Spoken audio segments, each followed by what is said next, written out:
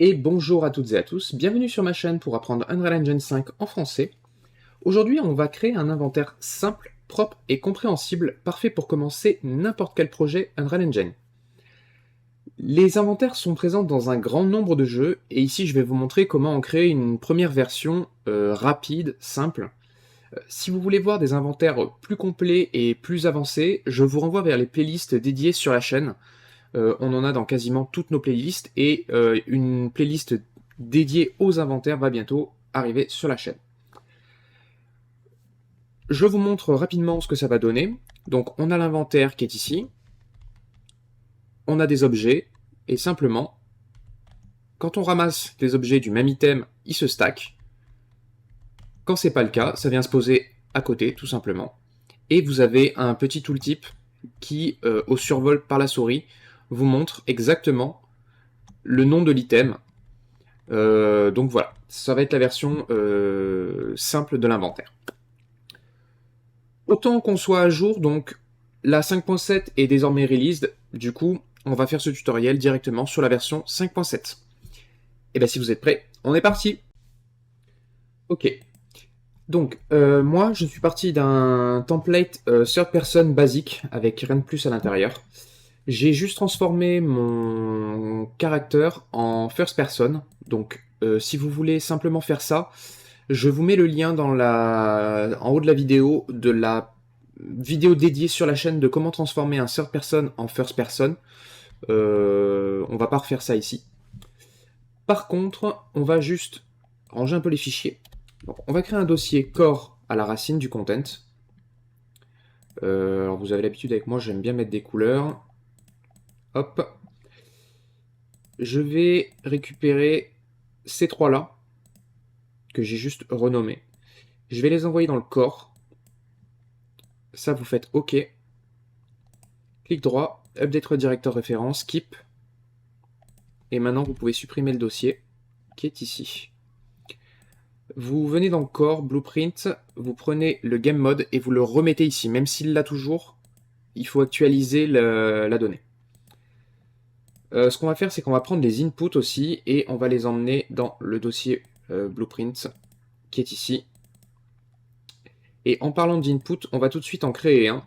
Donc vous pouvez prendre IAGEM si vous voulez. Vous le dupliquez. Vous allez l'appeler IA_interact, puisqu'on va avoir besoin d'interagir avec les objets, sinon ça ne marchera pas. Vous l'ouvrez, et dans les triggers, vous supprimez released. Donc vous cliquez sur la flèche ici, vous faites delete, et vous gardez que pressed. C'est le seul dont on a besoin. Vous ouvrez du coup le player character, et on va rapido créer une fonction interact. Donc ici, function interact. Et ce qu'on va faire, c'est qu'on va faire un get player camera manager. Dessus, on va faire un get camera location. Ici. Et en dessous, on va faire un get camera rotation. On a besoin des deux. Depuis la camera rotation, vous allez faire un get forward vector pour obtenir la direction devant notre personnage. Et ça, vous allez le multiplier par une variable float. Donc vous créez une variable que vous allez appeler trace length. C'est la longueur de la... c'est la longueur à partir... Enfin, c'est en gros, ça va tirer un trait depuis la caméra du personnage jusqu'à la trace length. Donc en l'occurrence, moi j'ai mis 900, c'est largement suffisant. Pas besoin d'aller plus loin.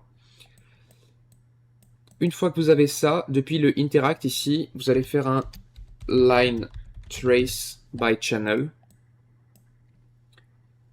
Et ici, vous allez faire un add parce qu'il faut ajouter ces deux-là. Donc ça là-dedans, ça là-dedans. Et on est bon de ce côté-là. Voilà. On le laisse sur Visibility, on s'en fout. C'est pas le plus important. Vous laissez bien cocher Ignore Self par contre. Ici, on va faire un branch pour vérifier qu'on a bien hit quelque chose.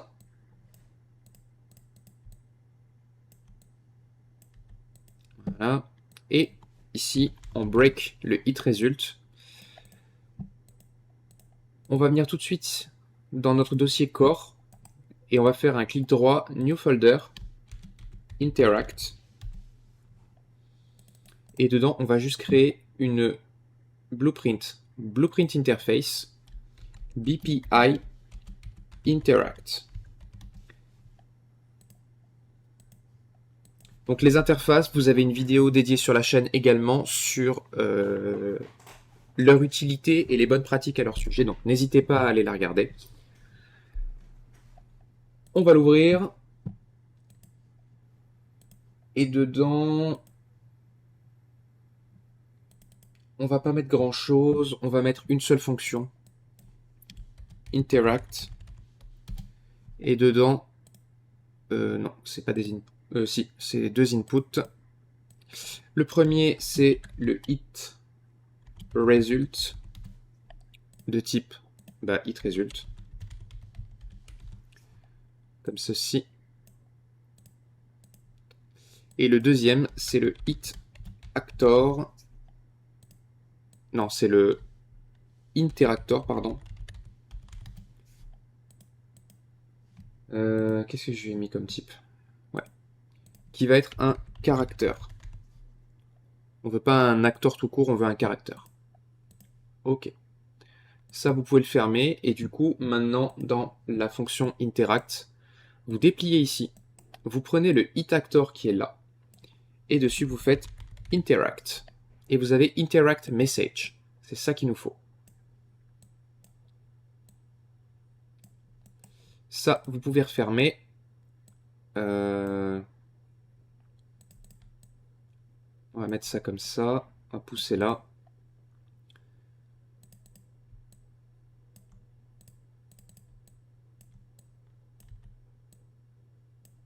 Alors, le hit result, c'est lui.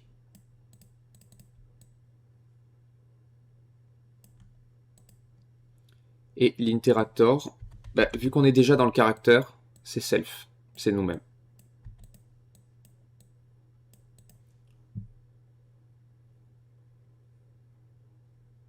Voilà, c'est tout ce qu'il y avait à faire pour la fonction interact. Du coup, dans l'event graph ici, IA underscore interact.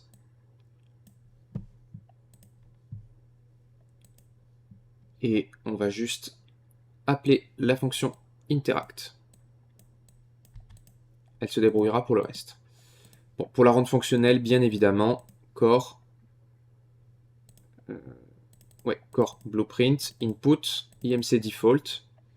Vous dépliez mapping, add, IA interact. Et là, vous mettez la touche que vous voulez. Moi, je vais mettre E pour interagir. Ok. Et bien maintenant qu'on peut interagir, je vous propose qu'on passe de manière plus précise à notre inventaire. C'est parti. Ok. Vous revenez dans Core, clic droit, New Folder, et on va appeler le dossier Inventory. Vous rentrez dedans, et on va faire un sous-dossier qu'on va appeler Data. C'est là-dedans qu'on va mettre toutes les données qui constituent la base de notre inventaire. Et on va commencer par une structure. On va l'appeler ST item. Vous l'ouvrez, et dedans il nous faut 1, 2, 3, 4, 5, 6 variables. 1, 2, 3, 4, 5, 6.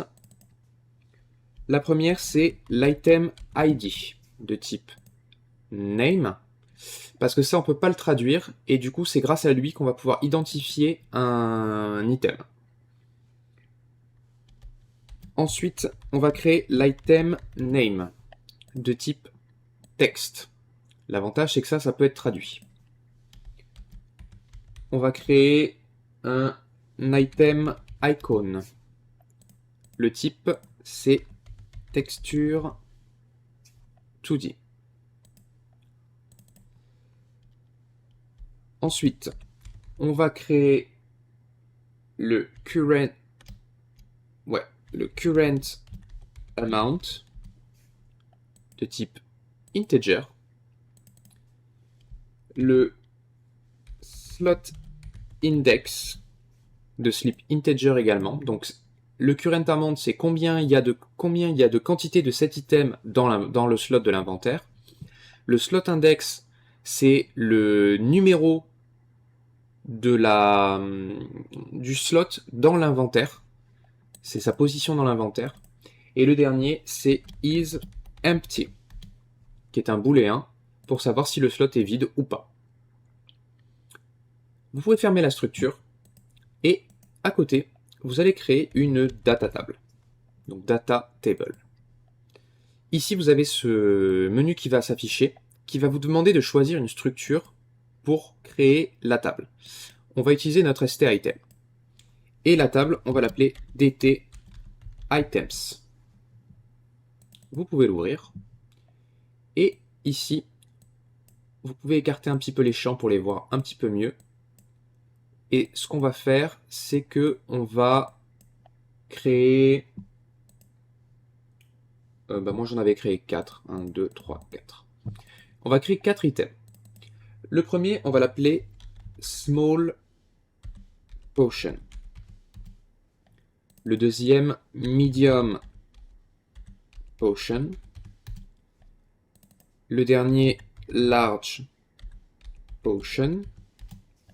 Et enfin, Wand pour une baguette.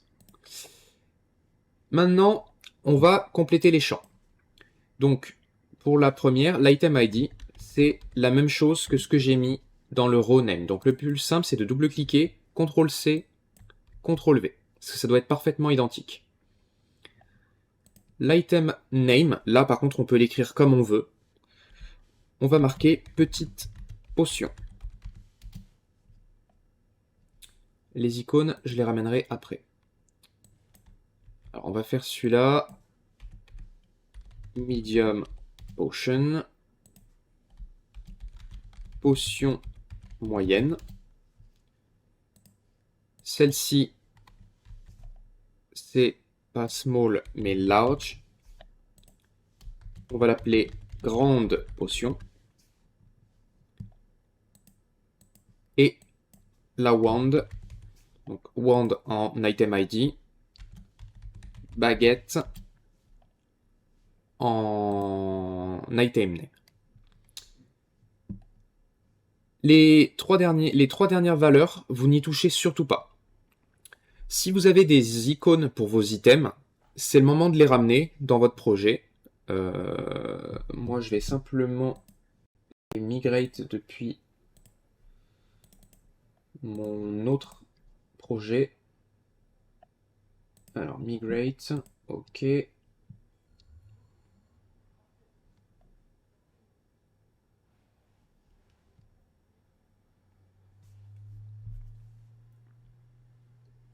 Attendez, j'ai le PC qui prend son temps.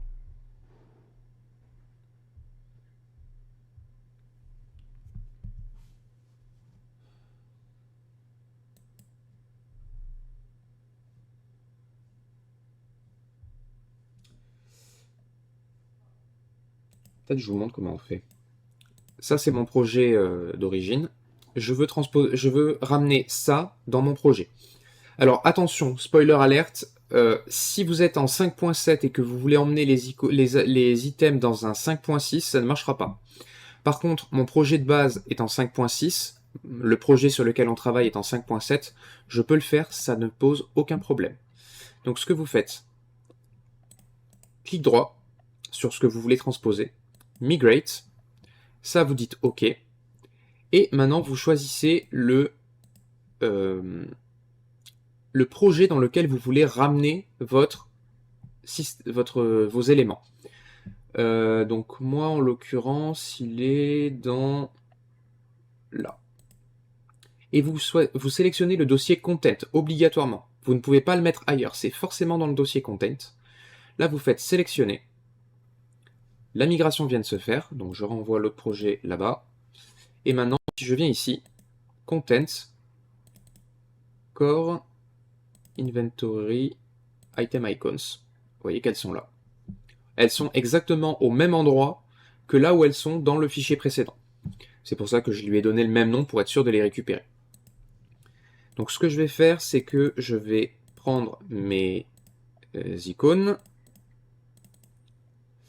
Alors ça, c'était pour la petite. Ça, c'était pour la médium. Désolé, il y a des travaux. Je ne sais pas si vous allez les entendre. Là, on va prendre la large. Et ici, on va prendre la wand. Enregistré. Voilà. Du coup, maintenant, nos items ont des icônes. Et vous voyez ici le chemin qui mène à vos icônes.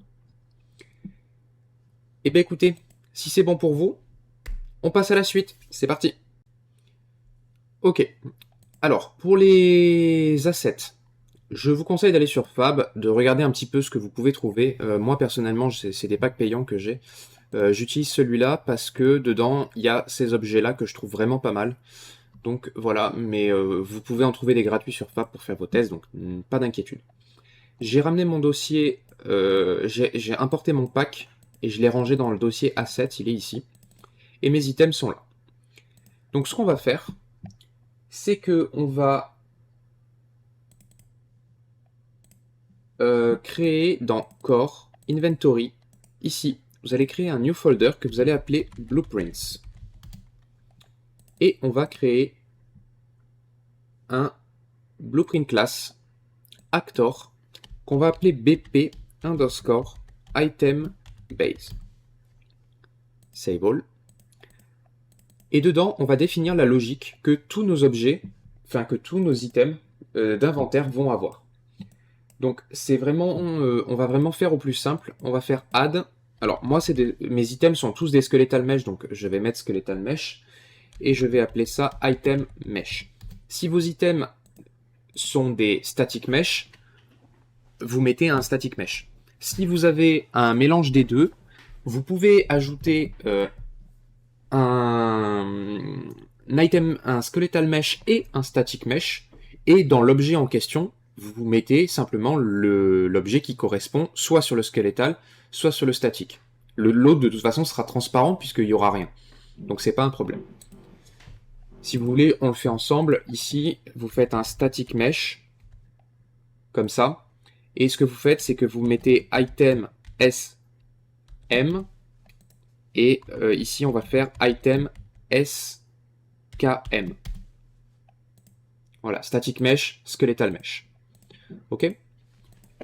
Dans l'event graph maintenant, vous allez faire class settings, implémenter d'interface ici, et vous allez ajouter la BPI interact. Compile. Du coup ici, vous voyez dans interfaces la fonction interact. Donc vous pouvez double-cliquer dessus et ça va la faire apparaître dans l'event graph. Les trois trucs du dessus, vous pouvez les virer. Et ce qu'on va faire, c'est d'abord s'occuper du construction script. Donc le construction script, lui, il est exécuté dans l'éditeur. Donc quand le jeu commencera, lui aura déjà été exécuté. Du coup, on va ajouter une variable ici qu'on va appeler item name de type name instance editable expose on spawn pour pouvoir y accéder depuis l'extérieur. On va ajouter aussi une variable item data qui va contenir toutes les informations de l'objet et ça va être un st item puisque c'est là-dedans qu'on a stocké toutes les informations de nos objets. Oups. Et enfin une dernière variable amount de type integer instance editable expose on spawn qui va simplement définir la quantité qu'on va ajouter à l'inventaire quand on va ramasser un objet. Nous ici, le seul dont on a besoin, c'est l'item name. Et dessus, vous allez faire un get data table row. Vous le connectez ici. Et dans la data table, vous sélectionnez votre DT items. Le outro ici, vous allez prendre item data, alt maintenu, vous lâchez, ça va faire un set de la variable, et vous passez simplement le outro dedans, puisqu'ils sont du même type. Compile, save.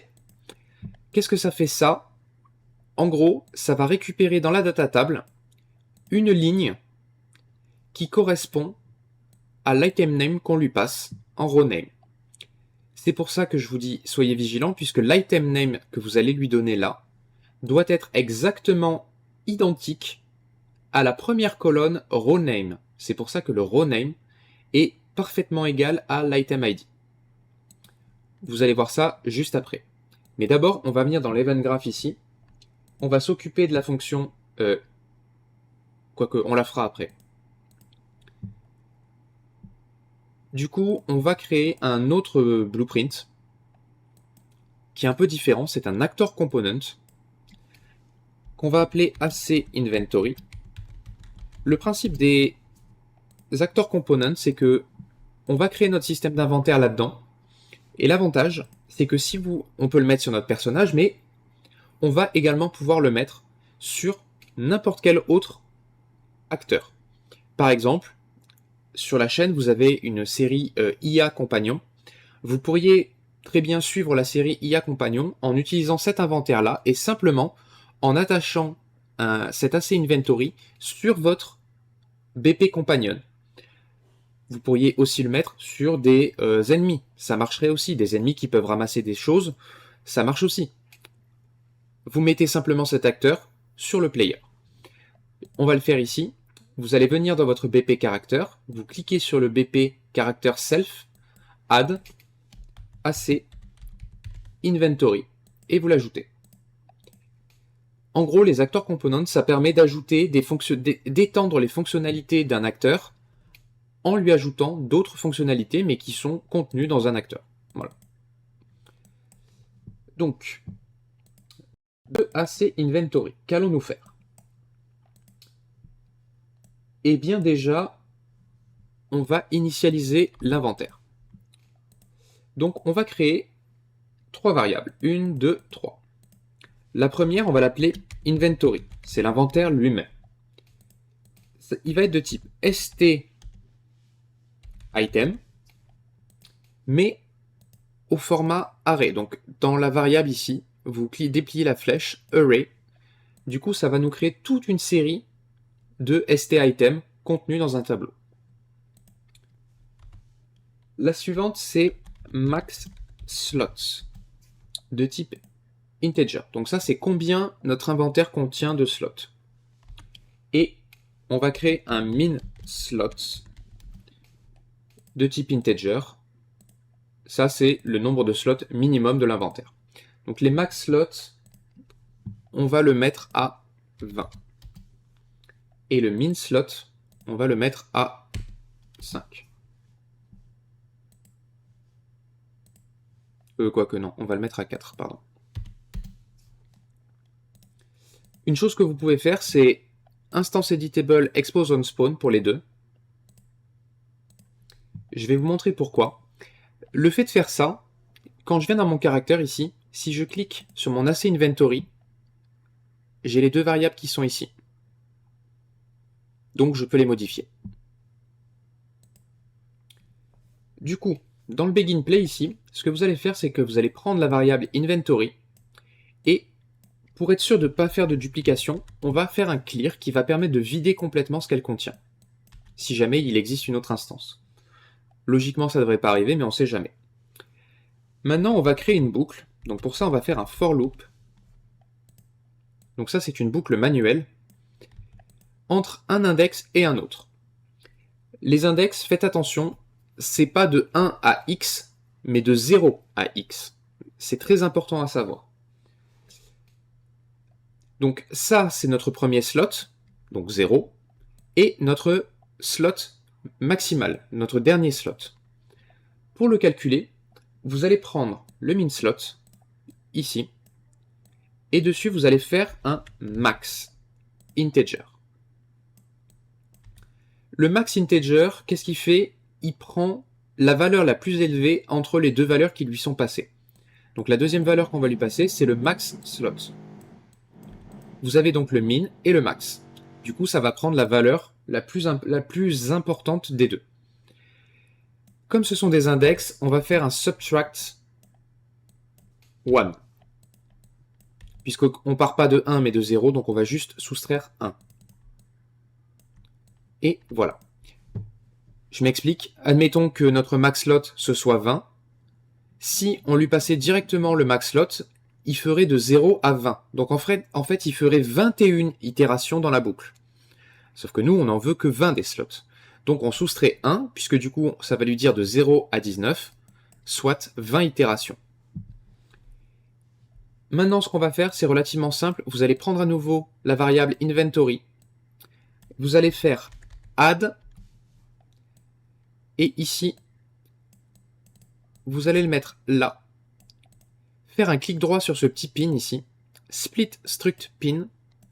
Et la seule chose qu'on va faire, c'est cocher isEmpty et passer en slot index l'index de la boucle.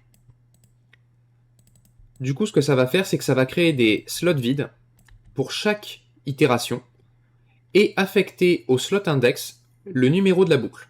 Par exemple, pour le 0, pour l'index 0, pardon, ça va vous créer un inventaire vide qui est flagué isEmpty au slot index 0. À l'index 1, ça fera la même chose, mais au slot index 1, etc. jusqu'à 20. Donc voilà. Si cette partie est OK pour vous, on va tout de suite passer sur la fonction qui nous intéresse le plus, la fonction addItem. C'est parti. OK. Alors, vous allez venir ici dans Fonction, Ajouter, et on va créer addItem. Sur cette fonction, on va lui ajouter un input qui va être l'item data. Il faut bien lui passer les données qu'on veut ajouter, de l'objet qu'on veut ajouter. Du coup, ça va être un stItem en unique. Dans la fonction addItem, on doit traiter 3 cas de figure différents. Le premier cas de figure, c'est, et il faut bien les faire dans cet ordre-là. Cas de figure numéro 1, est-ce qu'un slot possède déjà un item avec l'item qu'on veut ajouter? Par exemple, est-ce que j'ai déjà une petite potion dans mon inventaire? Si, et moi je veux ajouter une petite potion. Donc du coup, au lieu d'aller mettre dans un slot vide, je vais mettre dans le slot qui existe déjà avec le même item. Deuxième cas de figure, je viens d'en parler, c'est le cas d'un slot vide. Donc si j'ai aucun slot qui contient le même item que celui que je veux ajouter, je dois me mettre dans un slot vide, donc est-ce que j'en ai bien un de disponible? Et le dernier cas de figure, c'est si aucune de ces deux conditions n'est remplie, bah du coup ça veut dire que j'ai un inventaire plein, donc je ne peux pas ajouter mon item. Donc on va commencer par le premier cas de figure, qui est le... est-ce que mon inventaire possède déjà un slot avec mon item? Donc pour ça, vous allez prendre la variable inventory. Alors mettez-vous un peu loin de ça. Et là-dessus, vous allez faire un for each loop, mais with break. Pourquoi? Parce que on va faire une boucle qui va vérifier pour chaque élément si il correspond aux conditions qui nous conviennent. Pourquoi celui avec le break? Parce que dès qu'on en a trouvé un, on ne veut pas parcourir tous les autres, puisqu'on en a trouvé un, on veut aller se mettre dedans tout simplement, donc on casse la chaîne. Comment on va faire ça? Alors, je vais m'éloigner encore. On va prendre l'array element ici, et vous allez faire un break. Du coup, on a accès à toutes les données du slot de l'inventaire. Nous, ici, ce qu'on veut, c'est vérifier si l'item ID de ce slot est égal à l'item ID de celui-ci. Donc on va le break aussi.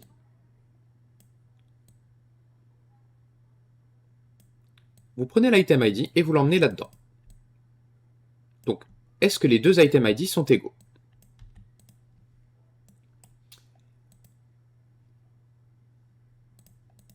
On fait un branch, donc B et on clique.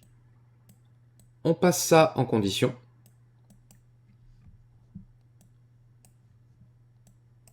Si c'est le cas, on veut modifier le slot. Donc pour ça, vous prenez ça, et dessus, vous allez faire un set members in st item. Ça permet de modifier une structure. Nous, les éléments qu'on va vouloir modifier dedans, c'est uniquement le current amount.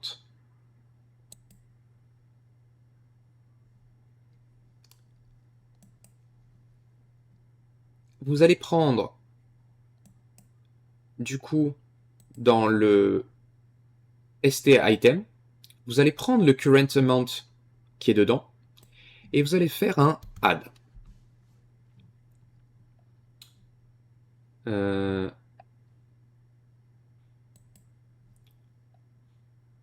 Le reste, on peut le replier. Qu'est-ce qu'on va ajouter là-dedans? Et en fait, on va ajouter un deuxième input sur le add item. C'est l'item amount de type integer. Et si vous vous rappelez bien, dans l'item base, eh bien ils sont là. Item name et item data et amount.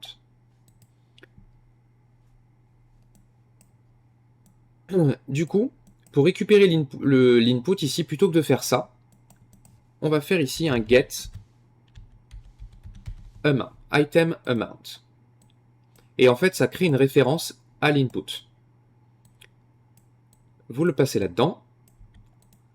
Et la sortie de ce pin, vous la mettez ici. Si c'est false, on ne fait rien. Ça va passer à la ligne suivante pour la vérifier.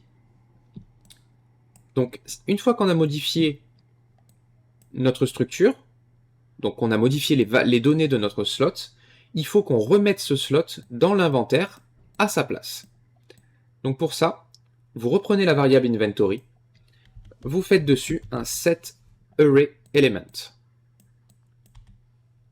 qui, comme vous pouvez le voir, prend un array en entrée, donc notre tableau d'inventaire. Il demande un index. L'index, c'est l'index de la boucle, en fait. Vous savez quoi? On va descendre juste un petit peu ça, en dessous. Alors, je fais gaffe parce qu'il faut que je passe là après.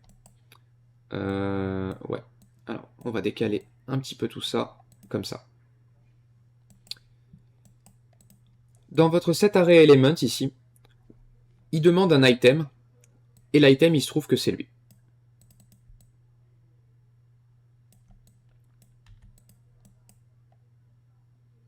Si vous voulez que ça fasse moins moche, pour bien voir vos câbles, vous pouvez faire un truc comme ça. Ça vous permet de mieux suivre les fils. Après ce setArrayElement, on va faire deux choses. Donc vous allez créer un sequence node, donc S-click gauche. Le sequence, en fait, il permet simplement, quand on arrive dessus, de faire d'abord ça, puis ça. Mais quoi qu'il arrive, il exécute tout. Le Zen0 ici, vous allez l'emmener dans le break. Puisque on a trouvé un slot, on l'a modifié, on a ajouté, donc la fonction est un succès. On casse le truc. On va ajouter un event dispatcher.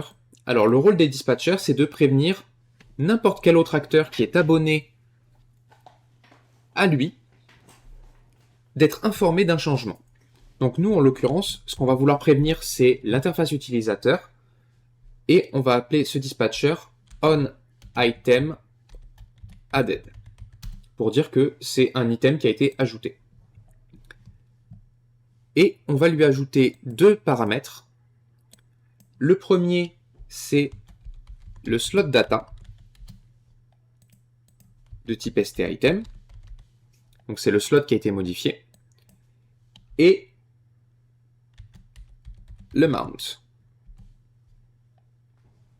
Du coup, ce dispatcher, vous le glissez ici et vous faites un call dessus. Et là-dedans, on va lui passer...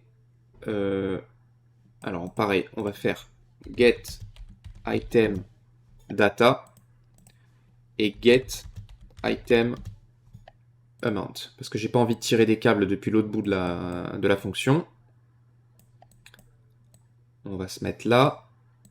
Tac, tac. On peut venir là, c'est pas un souci. Et ici, vous allez faire un return. Un return node. Et pour le, vous allez cliquer dessus, output, et ici vous allez faire success, qui est un booléen. Et vous le cochez, puisque ici on a réussi à ajouter avec succès dans notre inventaire. Le mieux, c'est de prendre toute cette portion-là, faire C pour créer un commentaire, et ici on va marquer trouver un slot avec le même item que celui que l'on souhaite ajouter. Ok. Maintenant, on va s'occuper du deuxième cas de figure. Donc pour ça, on va copier le for each loop et l'inventory. On va se mettre par là. Depuis le completed ici, vous allez venir là. Dans notre disposition actuelle, quand est-ce qu'on va rentrer dans le completed? C'est une fois qu'on a parcouru les 20 lignes de l'inventaire et que aucune n'a matché, donc que aucune n'a mis fin à la fonction, alors on va arriver dans le completed ici. La traduction, quand on arrive là, du coup, c'est il n'existe aucun slot dans l'inventaire qui ne possède le même item que celui que vous voulez ajouter. Du coup, on veut maintenant vérifier si on n'aurait pas, par hasard, un slot vide. Je vais m'éloigner un peu de là-haut. Voilà. Pour ça, on va break le st-item à nouveau.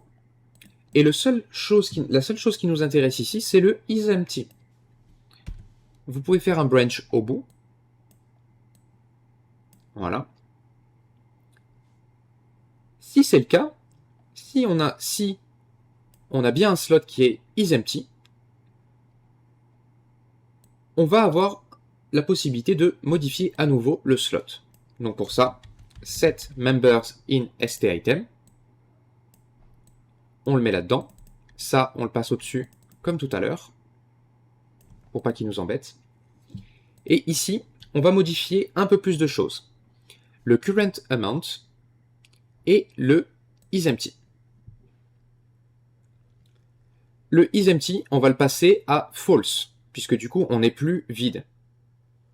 Et le current amount, vous allez prendre le current amount qui est ici, donc qui normalement est censé valoir 0, mais dans le doute, on va quand même le prendre. Ça, vous pouvez replier et vous faites hide unconnected pins pour n'avoir que les pins qui nous intéressent. Vous savez quoi? Je vais pousser un petit peu ça. Comme ça, on va pouvoir prendre notre item amount, CTRL D, et le passer là-dedans. Ça, vous le passez dans le current amount.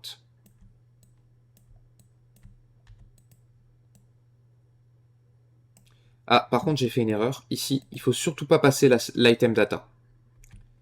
Pardonnez-moi. Il faut passer la structure modifiée.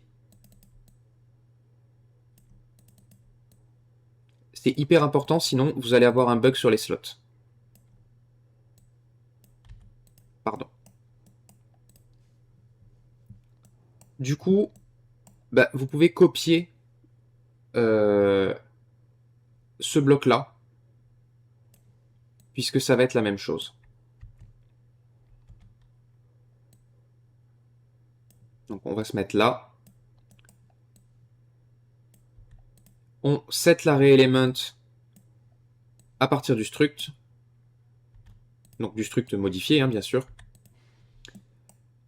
L'index, c'est toujours celui de la boucle. On va passer là-dessous.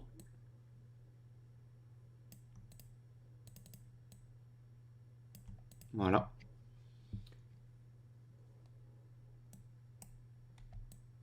On va se mettre là parce qu'il y a un truc à faire ici. Donc on set l'array element à partir de la struct modifiée. On crée le séquence. On vient break la boucle, puisqu'on a tout parcouru et on a trouvé. On va ramener ça au-dessus du sequence. Et deuxième chose, on appelle le dispatcher avec les données qui nous intéressent et on coche success puisque on a réussi à stocker dedans. Comme tout à l'heure, vous pouvez sélectionner, commenter et ici, on va marquer trouver un slot vide disponible pour notre item.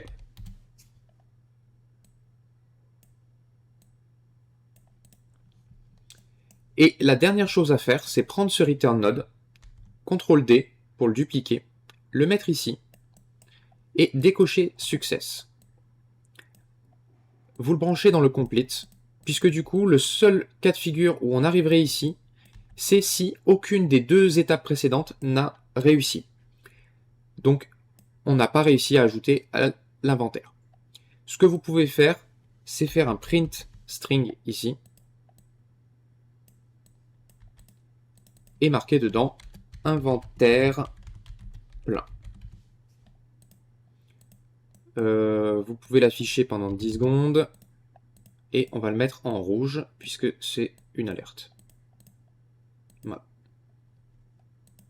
Ça fait toujours mieux de prévenir quand même. Voilà, c'est tout ce qu'il y avait à faire pour la fonction addItem. D'ailleurs ici, on peut remballer. Ok, et bien si c'est bon pour vous, on passe vite fait dans le BP Item Base pour utiliser cette fonction. C'est parti. Ok, alors dans l'Item Base, c'est relativement simple. Vous prenez l'Event Interact qu'on a appelé tout à l'heure, et sur l'Interactor ici, vous allez faire un get component by class. Vous trompez pas, c'est pas get components by class, mais get component au singulier by class. Et ici, on veut récupérer le AC inventory de l'interactor, donc de notre personnage. Et dessus, on veut appeler la fonction add item. Call function add item. Vous la branchez ici. Vous poussez légèrement ça. Et dedans, vous passez simplement l'item data et le mount. D'ailleurs, ce qu'on va faire, c'est que le mount, on va lui mettre 1 en valeur par défaut, des fois que vous oubliez de lui renseigner quelque chose. Avec le success ici, vous allez faire un branch. Et en cas de succès, ce qu'on va faire, c'est qu'on va simplement destroy actor. On veut supprimer, on veut complètement détruire l'acteur qui est spawné dans le monde, puisqu'il est dans notre inventaire. Ok, du coup, je vous propose de créer rapidement, clic droit sur le BP Item Base, Create Child Blueprint Class, et on va créer un BP Small Potion et un BP Medium Potion. Et si vous voulez, vous pouvez dupliquer encore, faire un BP Wand. Comme ça, on aura 2 potions et la baguette. Donc, vous ouvrez les 3. Small Potion et la Wand en Open Full Blueprint Editor. On va venir dans la Small Potion d'abord. Vous allez venir sur le Mesh et vous allez mettre le mesh que vous voulez affecter pour votre petite potion. Moi, elle est pas là. C'est celle-là. Hop. Et n'oubliez pas de venir dans Class Default ici, Item Name. Vous devez mettre exactement ce qu'il y a ici. Donc copier, coller. On compile, on sauvegarde et vous pouvez fermer l'item, c'est fait. Pour le médium, qu'est-ce que j'ai utilisé? Oui, c'est celle-là. La médium, chez moi, elle est là. Hop. Class default. Medium potion. Compile, save. On ferme. Et enfin, la wand. Alors, elle est dans weapons, wand. Elle est là. Hop là. Mince. Elle est là.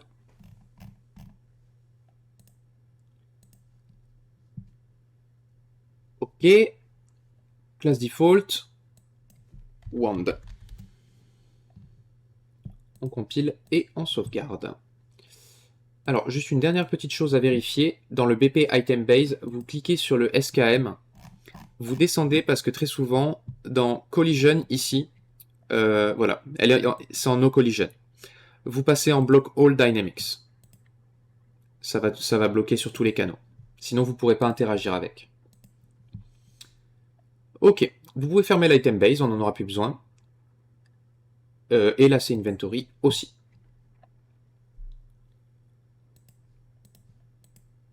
Du coup, on a la base de nos items. Donc, ce que vous pouvez faire, c'est que vous pouvez les glisser dans le monde si vous voulez. La médium, la petite, la wand. On va mettre 3 petites potions, 2 moyennes et une baguette. Ok? C'est bon. Si je fais play maintenant, je vais me mettre en grand écran. Ouais, alors c'est chiant parce que je vois pas où j'appuie. Donc ce qu'on va faire, c'est qu'on va vite fait venir dans Blueprint. Ici, Blueprint Class, All Classes. Vous tapez HUD. Ça va vous récupérer ça. Vous faites Select. Vous l'appelez BP underscore HUD. Vous l'ouvrez. Vous allez dans l'Event Graph. Vous supprimez tout ça. Et vous allez appeler un event spécial. Event Receive Draw HUD. C'est propre au blueprint de HUD, ça. Depuis le pin ici, vous allez faire Draw Rect. Celui-ci. En gros, ça, c'est votre écran. Donc vous allez faire Divide by 2 pour obtenir la moitié de l'écran. Vous le dupliquez en dessous. Vous envoyez le size Y dedans. Ça va vous permettre de récupérer la position exacte du milieu d'écran. Vous pouvez pas faire ça, voilà. Passer les deux valeurs. Et ici, c'est la taille de votre pointeur. Donc on va mettre 5 et 5. Et je vais le mettre de couleur bleue. Compile, save. C'est tout ce qu'il y a à faire. Vous le fermez. Vous revenez dans Third Person ici. Et dans World Settings, vous dépliez Select Game Mode. Et dans HUD Class, vous sélectionnez le BP HUD. Donc celui qu'on vient de créer. Save All. Maintenant, si je fais Play, vous voyez qu'au milieu de mon écran, j'ai un point bleu qui me permet de savoir où je regarde. Et si je fais E, vous voyez que mes items sont bien ramassés, puisque sinon on n'aurait pas le Destroy Actor. Ok, et bien si c'est bon pour vous, on va juste faire une petite interface graphique ultra rapide, et on aura fini pour ce tuto. C'est parti. Ok, donc dernière étape de notre système d'inventaire. Vous revenez dans le dossier Inventory, clic droit, New Folder, UI. Là-dedans, on va créer notre interface utilisateur. Donc pour ça, on va créer deux widgets. Donc clic droit, User Interface, Widget Blueprint, User Widget. WBP underscore Inventory. Et vous pouvez le dupliquer pour créer un Inventory Slot. Stable. Dans le slot, on va créer en racine une size box. Pour avoir une taille fixe, qu'on peut mettre d'ailleurs en isVariable.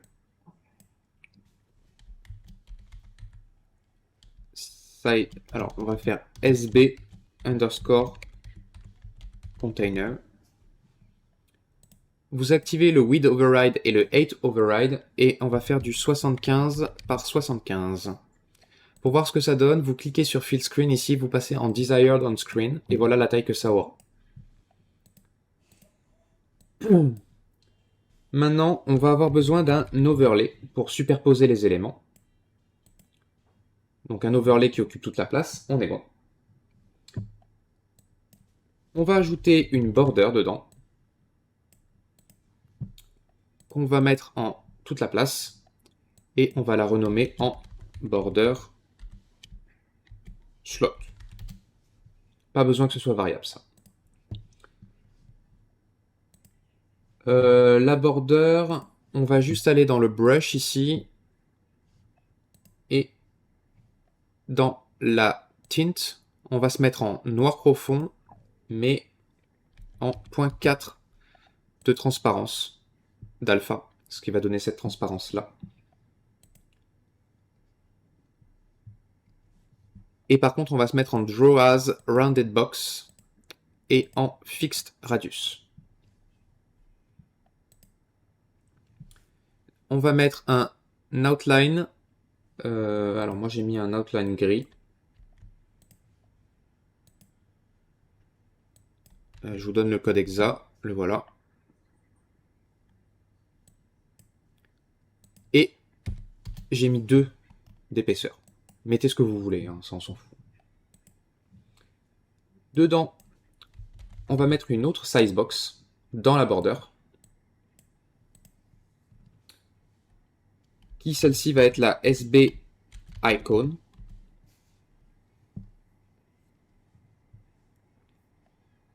Pas besoin que ce soit variable.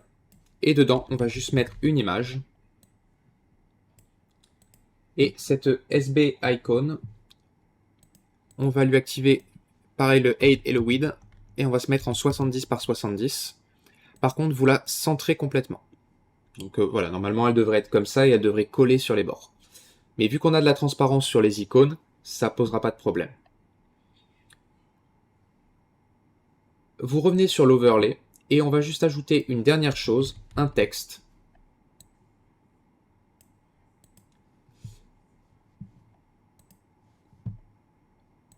On va le renommer en txt item quantity.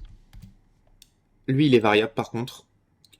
En position, on va le mettre tout à droite, tout en bas. Donc en gros, il va venir se mettre là.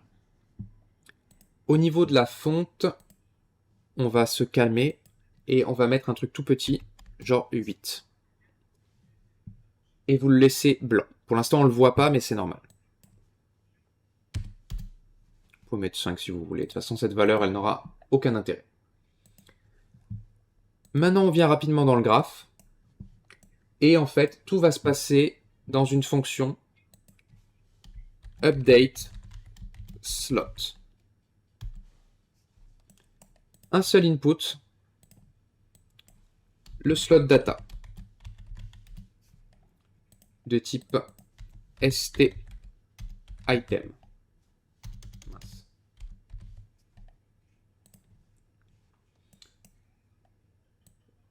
Je vous recommande de faire un promote to variable. Comme ça, ça va vous créer une variable slot data que vous pourrez réutiliser dans le slot. On va la break pour récupérer toutes les données. Et ici, ce qu'on va faire, c'est qu'on va prendre le item quantity et...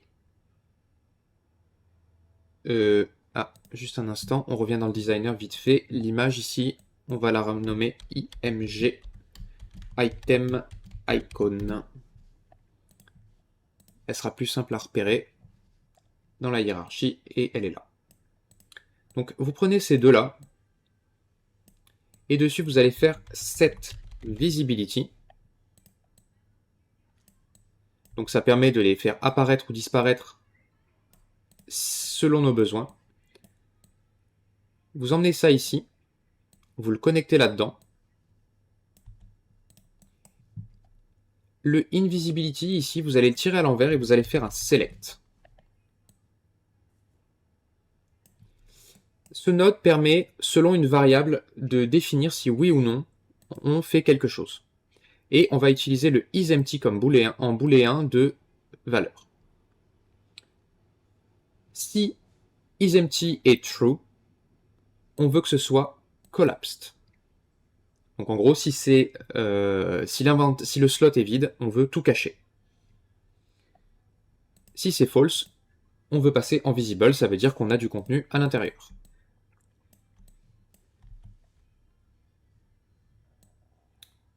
Ouais, je vais descendre ça.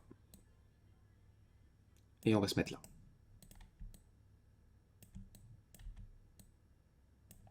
Ok. Ensuite, on va prendre l'IMG item icon uniquement. On va faire un set brush from texture pour affecter une texture à notre icône. Et en gros, c'est notre item icon qui est ici.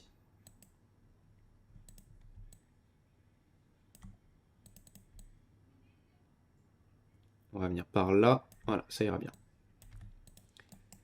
Ensuite, on va prendre le item quantity qui est ici. Et dessus, on va faire un set text.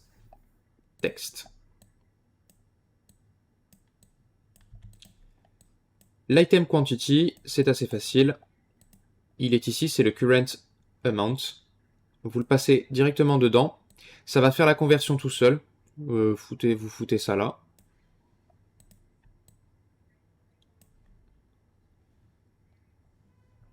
Et enfin, vous allez prendre le SB container.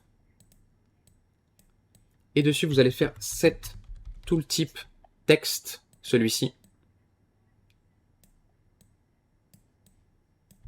Et ce qu'on va lui donner, c'est l'item name. Donc là, pas de souci, c'est déjà un texte. Ici, on coche les pins qui manquent, qui servent à rien. On met comme ça. Et on est bon. Pour le slot, c'est tout bon. Maintenant, on va ouvrir l'inventory lui-même. Alors, l'inventory, on va ajouter un canvas panel qui permet de stacker des objets dedans à des positions. Vous allez faire Alt en bas à droite, étendre, pour couvrir toute la zone blanche ici. C'est la résolution 4K. Vous inquiétez pas, il resize tout seul en plus petit, mais il aime pas resizer en grand. On va ajouter une size box. On va la mettre en plein milieu de l'écran, donc Encore, contrôle maintenu, et vous appuyez sur là où vous voulez le mettre, donc en l'occurrence au milieu. Alignement .5, comme ça, ce sera parfaitement centré. La size box, on va lui mettre une width et une height, et on va passer en 480 par 530. Vous pouvez mettre size to content, comme ça, ça s'affiche.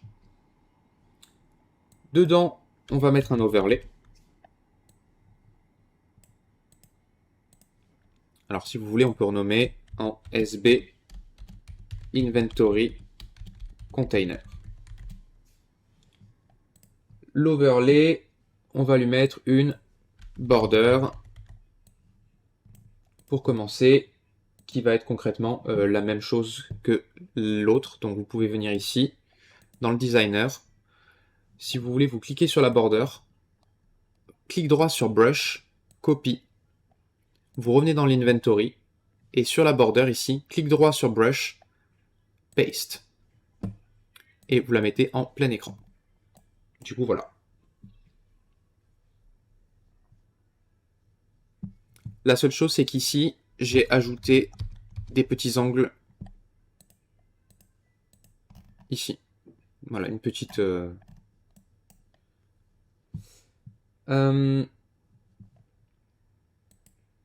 Maintenant, on va ajouter sur cet overlay une sizebox.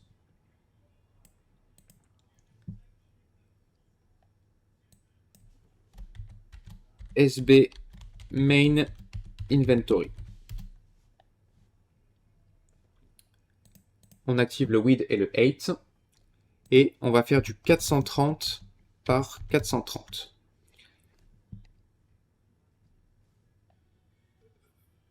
On va mettre 25 en padding, ce qui va la centrer. L'espace en dessous, c'est normal.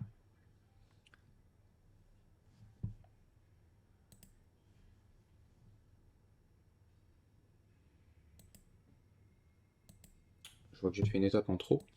On va mettre une vertical box dedans qui va contenir elle-même une scroll box.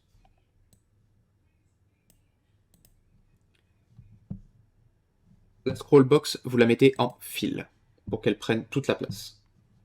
Et dans cette scroll box, on va utiliser ce qu'on appelle un Uniform Grid Panel. Ça permet de créer des grilles directement dans un...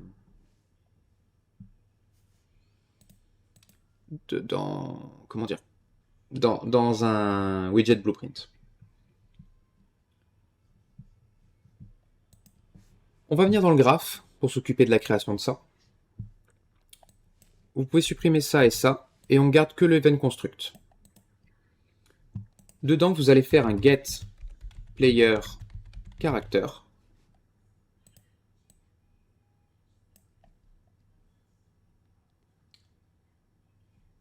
Créer une fonction initialize inventory.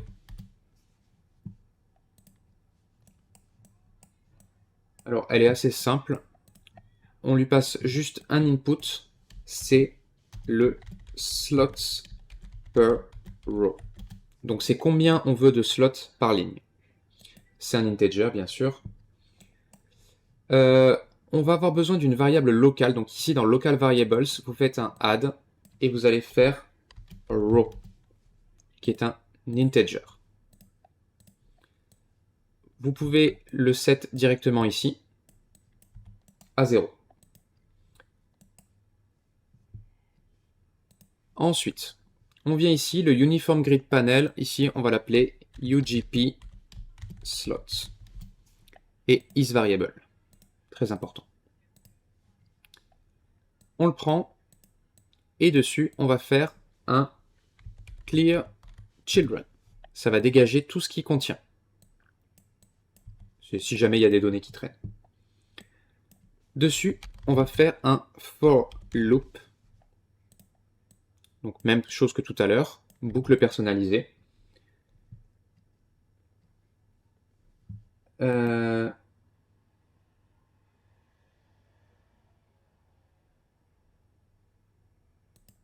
Alors en plus, ici c'est pas initialize inventory, c'est inventory slots.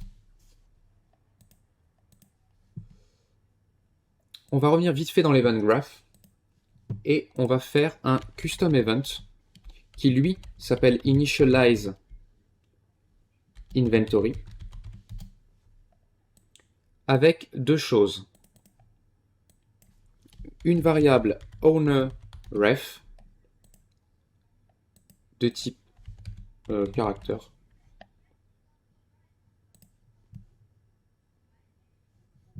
J'ai même fait pire, j'ai fait actor. Mais je crois que ça marche en own, en caractère. Et ensuite, les slots per row. Integer. Ça, on le promote to variable. Puisqu'on va avoir besoin de savoir à qui appartient cet inventaire. Dessus, vous faites un get component by class. Comme tout à l'heure.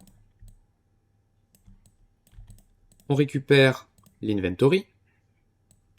On le promote to variable.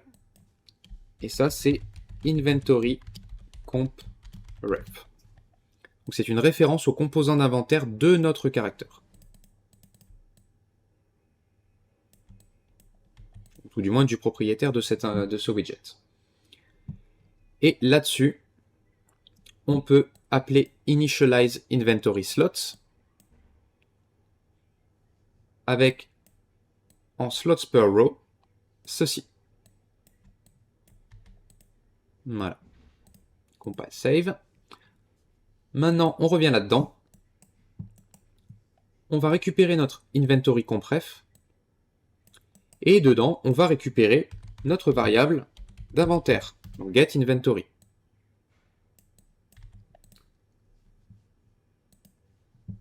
On veut savoir quelle longueur il fait. Donc length. Par contre, encore une fois, comme ce sont des index, -1.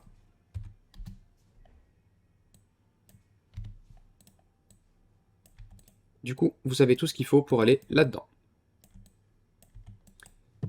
Donc, qu'est-ce qu'on va faire pour chaque ligne de l'inventaire? Vous récupérez ça. Et dessus, on va get a copy. Donc, on va récupérer une copie du slot à l'index. Il n'y aura rien dans le complete ici. Et ici, on va create widget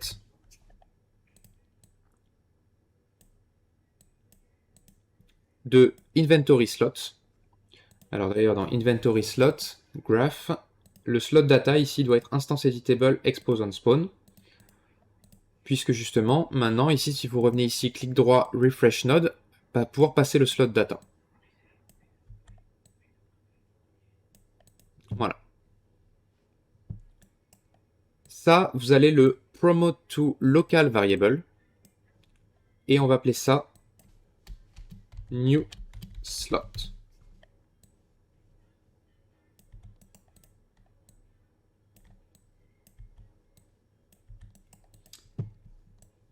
Vous allez reprendre le UGP slots. Et dessus, vous allez faire add child to uniform grid. Le content, c'est le new slot. Donc on ajoute notre nouveau slot dans la grille. Le row, c'est celui qu'on a défini au début, donc row 0, c'est la première ligne. Et pour la colonne, c'est un calcul assez facile. C'est un modulo, donc vous tapez pourcentage, integer, entre l'index et vous allez faire get slots per row. Le modulo, c'est le reste de la division euclidienne. Ne cherchez pas à comprendre, c'est comme ça que ça fonctionne. Vous passez ça dans le in colonne. Et ici, ce qu'on va faire, c'est si ce résultat, justement, il est égal à le slots per row moins 1, toujours pour des histoires d'index, ça veut dire qu'on a atteint le maximum de slots possible dans la ligne. Donc, on doit passer à la ligne suivante. Et pour ça, vous prenez le row et vous faites plus, ça fait increment int. Donc en gros, ça c'est comme si vous faisiez get row plus 1 set row. Sauf que ça se fait en un seul node. Tout simplement. Et ça fera le calcul tout seul. Du coup, à la prochaine itération, si le row a changé, il le mettra sur la ligne suivante. On revient rapido dans l'event graph. Ici, on fait un initialize inventory.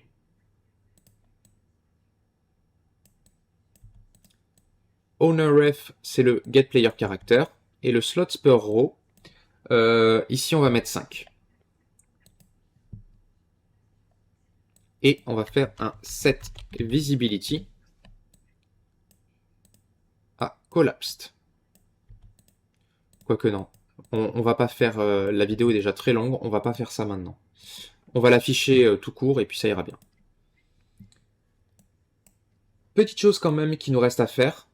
Depuis l'inventory comp ici, vous allez faire assign on item added. Ça va vous créer un event et en fait ça permet d'écouter ce qui se passe dans le dispatcher on item added de notre inventaire. Ça vous pouvez le couper et faire create event on item added.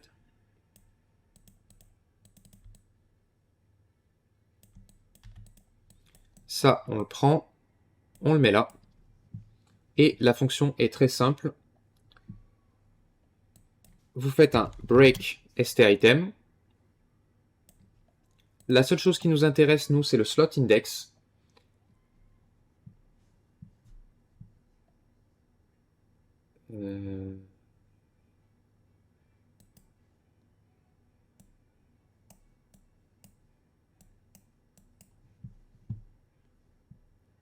Ah, j'ai oublié juste une chose. Ici. Avant de faire ça, vous écartez un tout petit peu. Ici. Oh, punaise. Vous créez une nouvelle variable.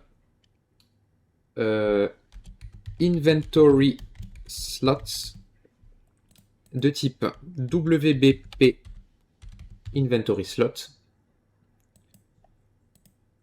Format de tableau. Vous le prenez, vous le mettez là. Et dessus, vous faites un add unique. C'est pour éviter d'avoir des doublons qu'on fait ça. Ça, vous le passez là-dedans. Et quant à lui, on va passer en dessous. Puis là. Hop. Et hop. Ok. Du coup, dans l'event graph, ici, vous prenez l'inventory slot. Vous allez faire un get copy au slot index. Donc le reste, on s'en fout.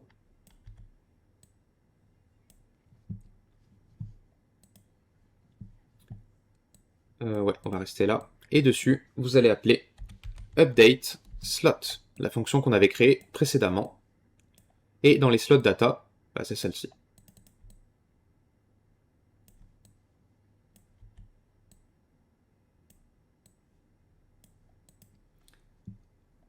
Voilà. Du coup, si je fais play, ouais, il manque juste une chose dans le caractère. Event begin play. Create widget. WBP inventory. Add to viewport.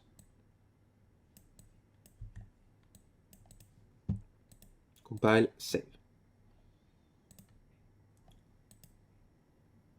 Ouais, bon, alors l'inventaire est là. Alors c'est un peu difficile de cliquer derrière.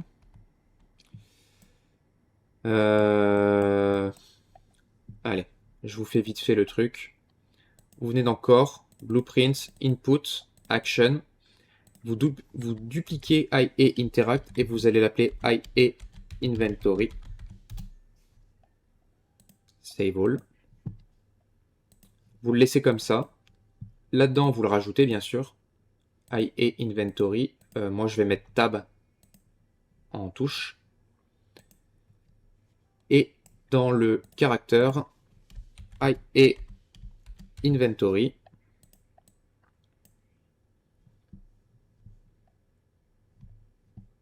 Je sais juste plus où j'ai fait la fonction.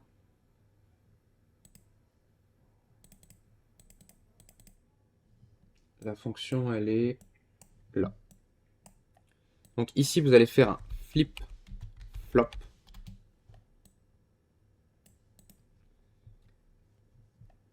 Créer une nouvelle fonction. Toggle inventory.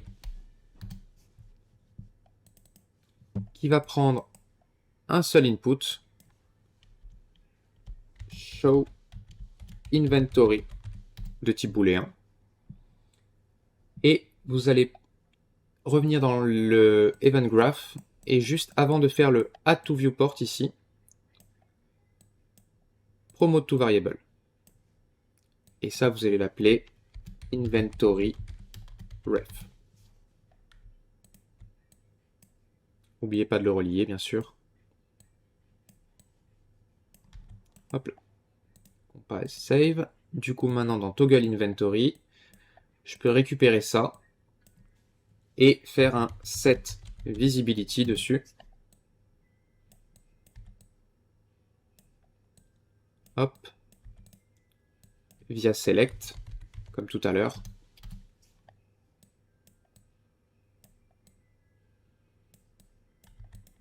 On lui passe ça en variable. Si c'est false, on le collapse. Si c'est true, on le rend visible. Ensuite, rapidement, get show inventory. On met un branch.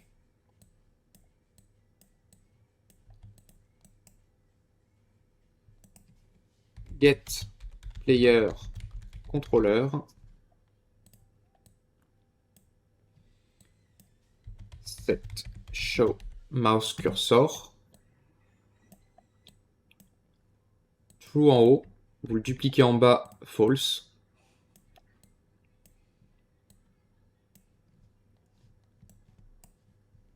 Et set input mode game and UI là-haut.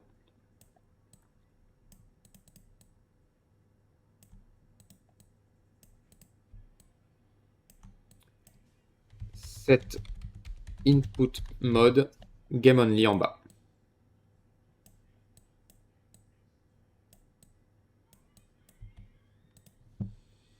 Et ici, in widget to focus, si vous voulez, vous pouvez mettre le inventory ref là-dedans.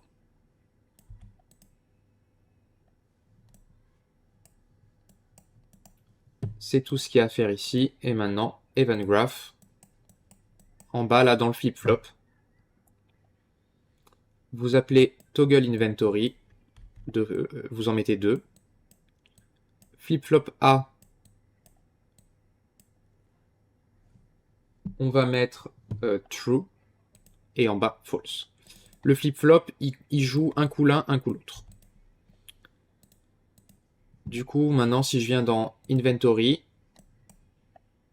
on va mettre ça à Collapsed, le set visibility. Du coup, quand je commence la partie, l'inventaire n'est pas là. Si je fais Tab, il apparaît. Si je fais Tab, il se débranche. Maintenant, si je ramasse ça, petit souci, je reviens. Ok. Alors oui, dans le WBP Inventory Slot, j'ai juste oublié une chose. Vous prenez l'Event Construct ici. Vous prenez le slot data. Et vous faites un update slot. Sinon, il ne peut pas s'initialiser. Du coup, maintenant, normalement, si j'ouvre, mon inventaire est vide. Si je ramasse ça,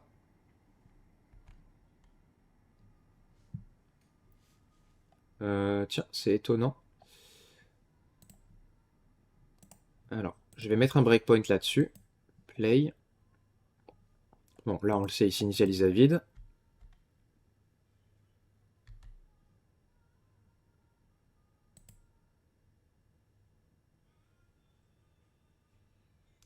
What?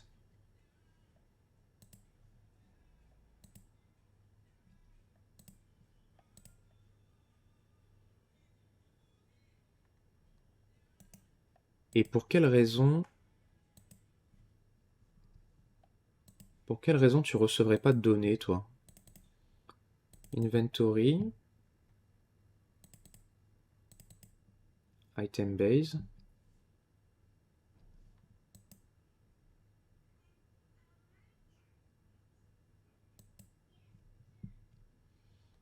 on va mettre un breakpoint là. Et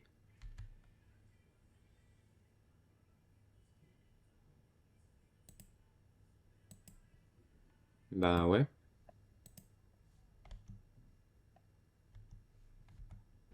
Donc le add item passe les bonnes données. Donc le problème n'est pas là.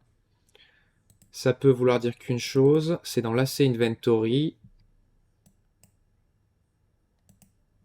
à ce moment-là.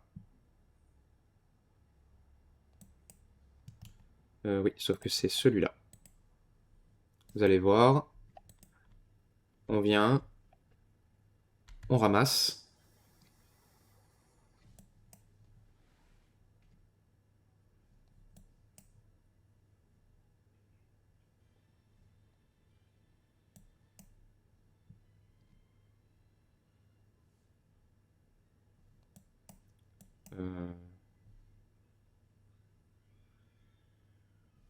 Ah bah oui, qu'est-ce que j'ai fait là?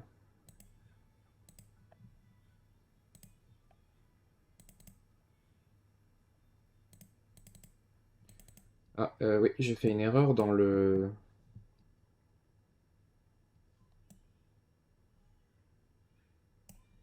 Ouais. Il y a une erreur là.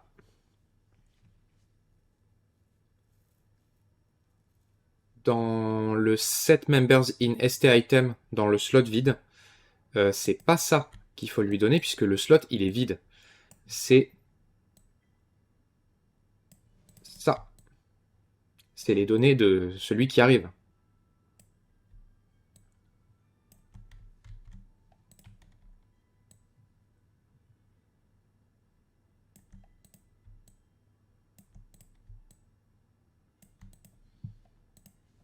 Voilà, ça devrait être mieux. On va retenter.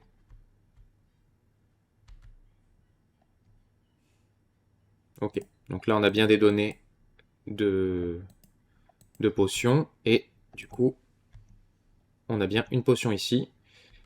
Là, on a la baguette.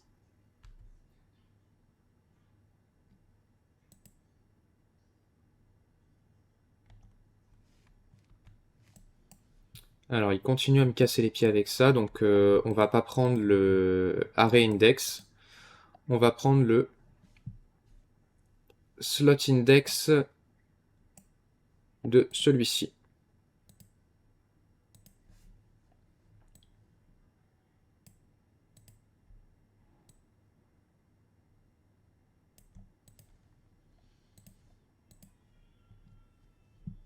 Et en bas... Non, en bas c'est bon, on peut garder...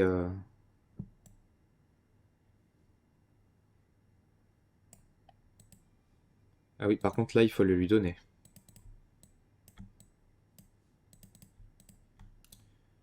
Je suis bourré, moi. Hein. Hop là.